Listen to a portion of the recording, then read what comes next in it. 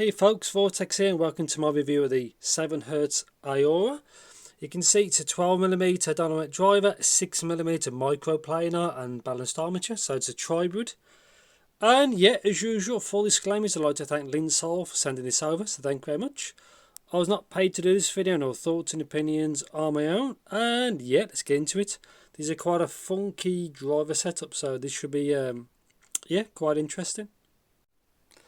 So let's see what you get. So again, like I said, quite a funky driver setup. So specs, obviously a bit of English and Chinese, but it should be 0.782 pin, I guess that's the weight. 5hz, which is really low, to 40 kilohertz. I guess it's 30 ohm impedance, 105 decibels of sensitivity. Now I think this is more of an expensive set, but yeah. So far so good. I do like normally what 7hz do with the packaging, and this is no different. So a bunch of different tips in there. That's that. I can smell. It smells the, you know, that new kind of smell. Let's just get this out. There you go. Nice presentation. They look really good. Just get one of these out. So I'm quite glad it's 2-pin, because sometimes they do MMCX, which I'm not really fond of. Aurora, obviously that will be the same. That probably comes out as well, but obviously I'll try another time. So yeah, nice nice case. So I guess the bits, there we go, the bits are below. Just open this up. 7hz, little pouch. There's the branding. More stuff, bit of paperwork, if that really matters to you. I think that's it. So it does come with different connectors. Obviously I will open this up so you can see. Yeah, I'll have a good look at that when I get to review it, but yes, so far so good. Again, I'm quite curious to what this is like, because that's 3 different drivers being, you know, a big dynamic driver like it states there, and that microplanar and a balanced armature. So yeah, funky setup, and yeah, I'll see you in the future.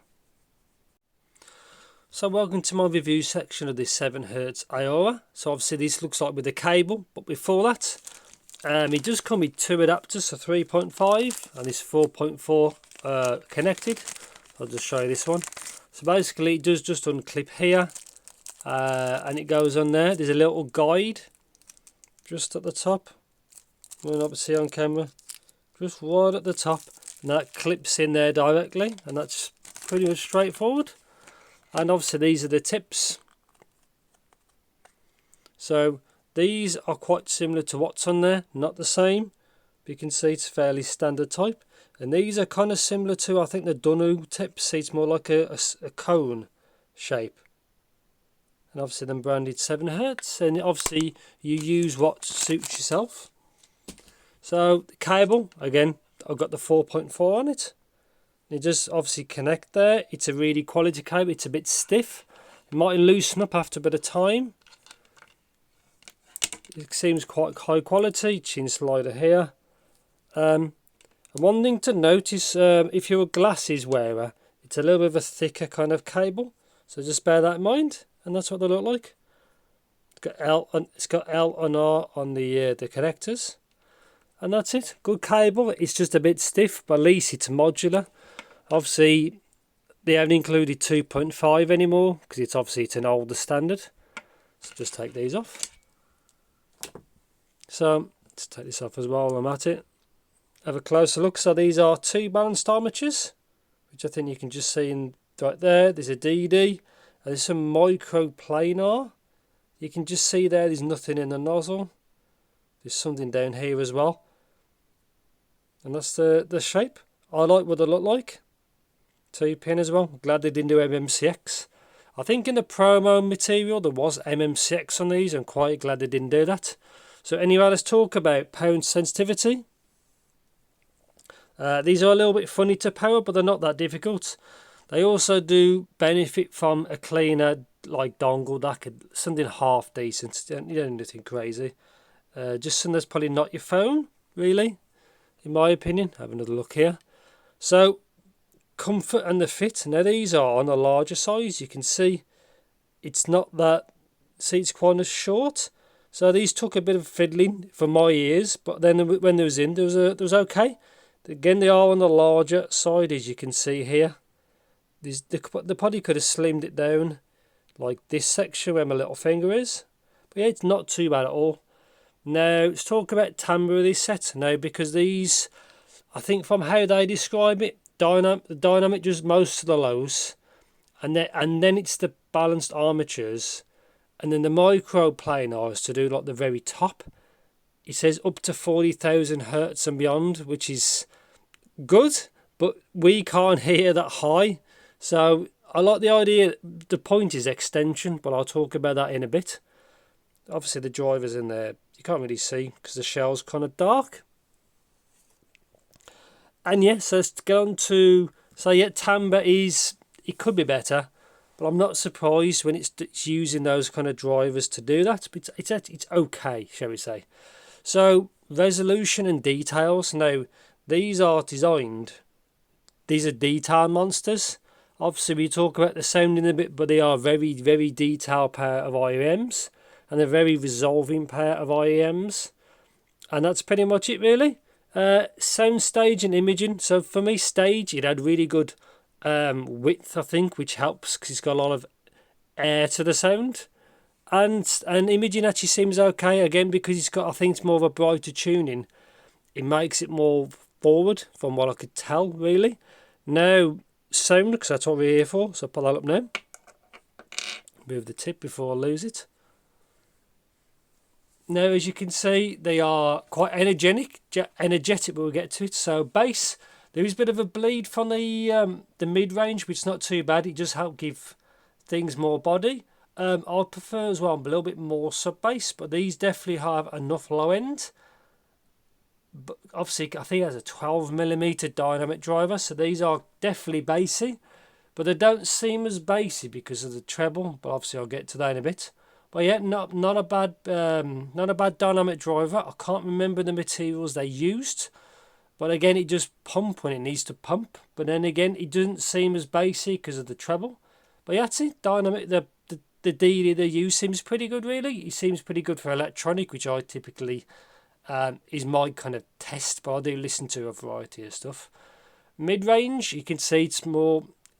It's scaling onto a V-shaped sound, especially upper mid-range. So vocals on this set are forward. But they don't seem as forward as expected because it has the elevation low end. But they are more, I'd say the female vocals are probably more forward than males from what I could tell. But yeah, it's a little bit scooped out, I think, because it's got the really boosted upper mid-range. I prefer more gradual gain. But yeah, they're not that bad, really. Now, treble. Now, this is where it all happens with these. Like I said before, these are very detailed set. They also have really good separation.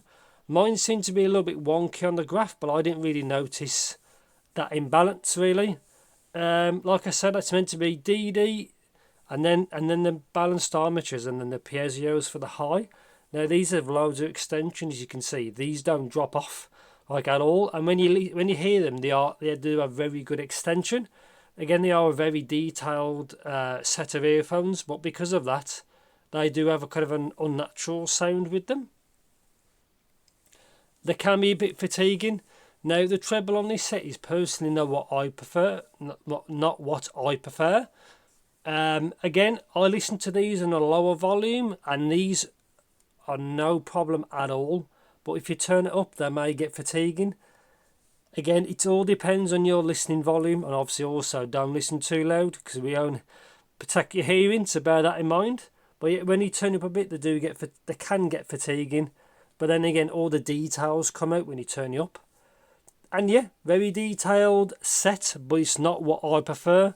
You may get a bit of sibilance from that 3.5 to 4K kind of bit, and maybe just over 5.